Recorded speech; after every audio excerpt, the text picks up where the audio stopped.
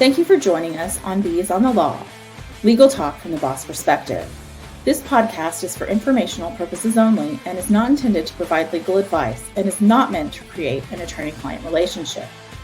Also remember, laws change and differ from state to state, so this is not a substitute for seeking legal advice in your jurisdiction on the current law applicable to you.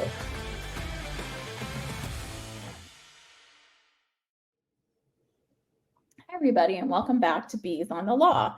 Today we're going to talk about a new law that's coming into effect January 1st, 2024, and as usual, the federal government is exceedingly prepared for this. Anyway, the Corporate Transparency Act was passed as part of the National Defense Authorization Act and requires all reporting companies to report for its beneficial ownership to the Financial Crimes Enforcement Network, or FinCEN, as we say for short. So the law is designed to capture more information about the ownership of specific entities operating or assessing in the U.S. to counter money laundering, the financing of terrorism, and other illicit activity. But not everybody has to comply, right, Susan? There's some exemptions. Right. Unusual for laws like this, the exemption is there's a lot of exemptions. There's a number of exemptions. Some of them are very, very detailed. The exemption that really applies here and that matters to most businesses is that any employer of more than 20 full-time workers with a presence in the United States with who filed a tax return of 5 million or more is exempt.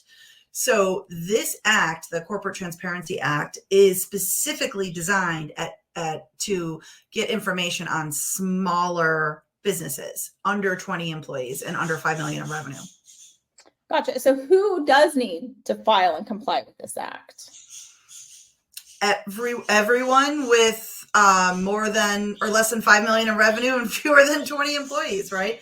And really, one of the big things that they are getting at is the sole proprietorships. Not sole proprietorships, but solo companies, right? Companies that are really small. They're trying to get information related to that.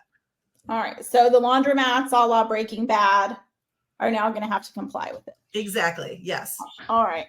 And so one of the things I noticed the law talks about is a beneficial owner. It's kind of a buzzword, I think, in this law. And what is a beneficial owner? Well, a beneficial owner can fall into one of two categories. You can either be the easiest one, you own 25% or more, or there's this provision for exercises substantial control over a reporting company, the reporting company being the company making the report. So what is substantial control? Well, the law does go into a whole bunch of analysis over deciding whether or not you have substantial control, but then there's a bit of a catch-all that's basically, and any other reason why we decide you exert control. So it's pretty broad. And if you are not sure if you fall under the substantial control, you really need to talk to your attorney and see who needs to be reported. And so what type of information exactly is reported here? Well, we know somewhat, but we don't know all of it because we do not have the portal yet. But according to the law, beneficial owners need to report their name, date of birth, and address. They need to have a photo uploaded of themselves from some sort of recognized jurisdiction, a state ID, passport. Those types of things. So we haven't seen the actual form yet, but they're trying to find out who owns these companies. There's no more hiding the owner is essentially what we're getting at. Okay. So for example, if businesses have layers of ownership at some point in time, right, they're going to have to report the actual owner. Right, exactly. Interestingly enough, one of the requirements is that the organizer of the company also submit that information, and quite frequently it's the lawyer or sometimes an accountant that set up the entity and did the actual paperwork. And this law is now requiring that you disclose that if you set up the company on behalf, you're professional, you set up the company on behalf of a client, you have to disclose your information as well. And so here's the big question, since the portal's not going live, we believe, until January 1st of 2024, when do companies have to file by? Well, if you were in existence prior to 2024, you must file by the end of the year. You have a whole year. If you were if you're created in 2024 itself, you have, I believe, 90 days. They just extended it. I believe it's 90 days. If you're created in 2025 or later, you have 30 days to file. So it becomes one of those items that need to be filed right when you create the company, if you're creating a new company. The other time you need to file would be if an ownership changes. So this isn't an annual filing requirement. It can be a one-time only filing requirement unless the ownership changes. What about if the person who is in the substantial control position changes? Do you know? That's exactly right. Yes. Right. That it's not just ownership. You're absolutely right. It is also that substantial control. So if something changes there, then you need to file. Okay. And I'm going to be interested to see kind of what definitions come up for substantial control, because as you know, as lawyers, we like to debate things like that. It's not necessarily black and white. Right. It's not as straightforward as you would think. And it'll be interesting to follow the guidance as it comes out on what questions come up. So let me ask you this.